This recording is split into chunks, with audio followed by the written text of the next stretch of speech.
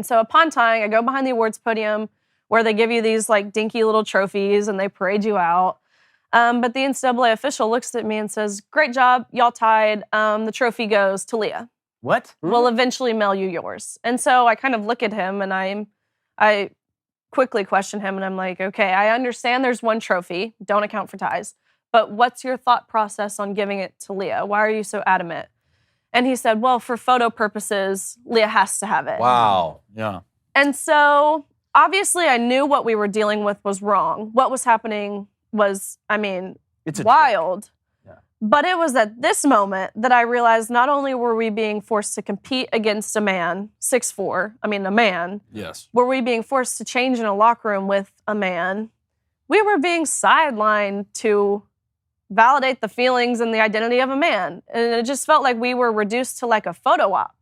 And so that's kind of when I took it upon myself to really become public with my stance and so many other stance. The sad part is it's 100% true. And in the society we live in nowadays, I 100% believe you. But just in my mind that has been trained and grown up using just common sense, like I said, it's hard for me to get past the fact that a 6'4" biological man, all right, you're a man. I'm sorry.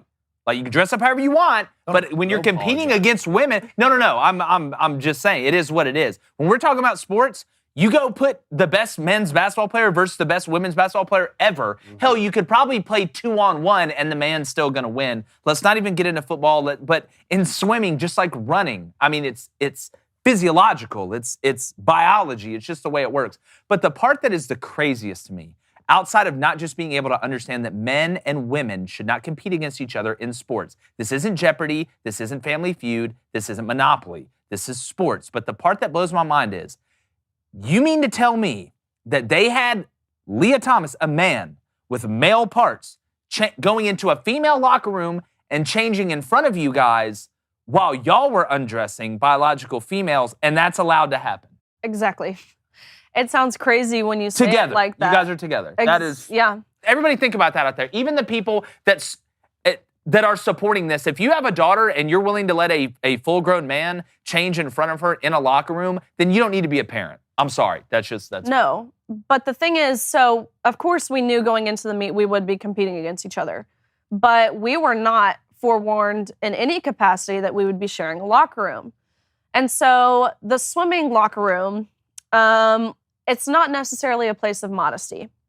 You've grown up swimming, especially when you're at the elite level that we were. You put these suits on that are like skin tight. It takes like 15 minutes to put these suits on. So it's a process to which, of course, you have to be undressed. But as a girl growing up in that environment, you become okay with being vulnerable in that situation because everyone there is in the same situation. And it's a place of chatter. You get to see your friends from all over the country who you haven't seen in so long. And so I was in the locker room, obviously putting my suit on, and all of a sudden it got dead silent. I turn around. This person's towering over every other person in the locker room, drops the clothes, full male, like a fully intact male with male genitalia. And almost subconsciously, you just cover. It's just a subconscious inherent feeling when you see a male with male parts watching you undress. It was like, I thought I was missing something. I thought, am I like not grasping something? Why is no one talking about this? Why is a coach not sticking up for us? Why is someone within the NCAA, why were we not warned? We did not give our consent for this. No one asked us. Talk about protecting women. That's all coaches didn't know about it. Parents didn't know about it. It was completely just thrown. It was just, and so when I asked, like, is this allowed to happen?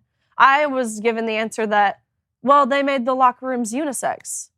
And so then I'm thinking, okay, any man can walk in, any coach, any guy on the pool deck, to which this was an all-females meet. So the only swimmers there were females, but of course there's male officials, there's male athletic trainers, there's male coaches. So any of them could have walked in at any given time. That's your rationale behind allowing Leah. So keep in mind, we're accommodating one person at the expense of everyone else at that meet. Exactly. It was just a mind-blowing realization. And it still probably affects you to this day from a mental standpoint, I would think. Definitely. Well, I'm married. My husband, he doesn't want me in that situation. No. my dad, he's a former NFL football player, a big ol' guy. He wanted to handle the situation himself, to which I told him, Dad, you can't come in the locker room and handle this. We already got one man in there. We don't need two. Yeah.